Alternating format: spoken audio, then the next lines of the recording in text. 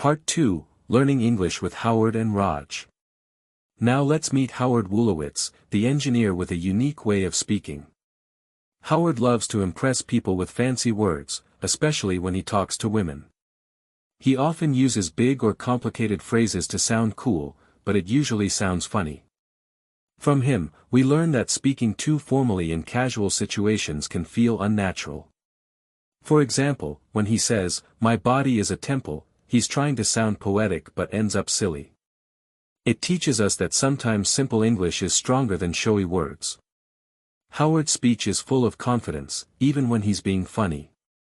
He uses exaggeration, saying things bigger or more dramatically than they are. You can learn this style to sound expressive in English. For example, when he says, "I'm irresistible to women," it's an exaggeration. We can use similar patterns like, "I'm starving," or "I'm freezing," to sound lively. It's not lying, it's using dramatic tone to make language interesting. Now let's talk about Raj Kuthrapalli, the sweet and shy scientist from India. Raj's English is formal and polite, showing his cultural background.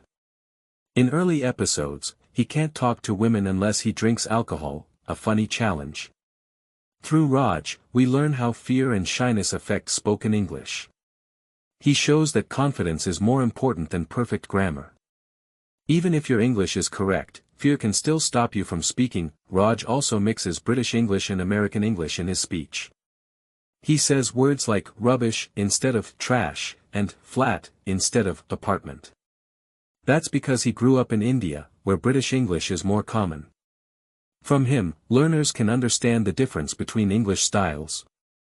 For example, lift means elevator, and holiday means vacation. The show teaches that all versions of English are valid, the goal is understanding. Another great thing about Raj is his kindness in language. He often uses soft expressions like, "if you don't mind," or "I was wondering if."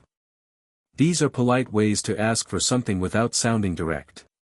You can use them too. "I was wondering if you could help me" sounds gentle. This is called polite English, and it's useful in offices, emails, or new friendships. Raj's way of speaking helps you sound respectful and caring in any conversation. The Big Bang Theory also helps us understand friendship language. The friends talk to each other with teasing, honesty, and support. Sometimes they argue, but they always come back together. They use many expressions of care like, "I got your back," or "don't worry, buddy." These phrases show loyalty and comfort in English communication. Learning them helps us express emotions naturally and build good connections. Let's look at the word buddy. In the show, they use it to mean close friend or pal. You can say, "Hey buddy," or "Thanks, buddy," when speaking warmly. It's casual and friendly, perfect for informal English. Sheldon sometimes says, "Leonard, my friend," which sounds formal and robotic. That shows how word choice can change the feeling of a sentence. Another common phrase is, "hang out." When the friends say, "let's hang out tonight," they mean, "let's spend time together." It's a casual and popular phrase used by young people. You can also say, "we're just hanging out," meaning relaxing with friends. It's not about hanging from something, it's just informal for social time. Using such phrases makes your English sound modern and natural. Let's talk about humor through misunderstanding. In many scenes, Sheldon misunderstands jokes or sarcasm. When someone says something funny, he takes it literally and answers seriously. This shows the difference between literal English and figurative English. Literal means word for word, while figurative means symbolic or playful. Understanding this helps you catch jokes, idioms, and double meanings in English. For example, when Penny says, "break a leg," before an event, Sheldon looks worried. He doesn't know it's an idiom that means, "good luck." This moment teaches us that English often uses phrases that don't mean what they say. Other idioms like, "it's raining cats and dogs," also sound strange but mean, heavy rain. Learning idioms helps you sound like a native speaker. The show is full of these natural language examples. Now let's move to group conversation skills, which this show highlights well. When all friends sit together, everyone adds their own flavor of speech. Sheldon is logical, Leonard is balanced, Penny is emotional, Howard is funny, and Raj is gentle. Their different styles make every chat interesting and lively. We learn that group communication needs listening as much as speaking.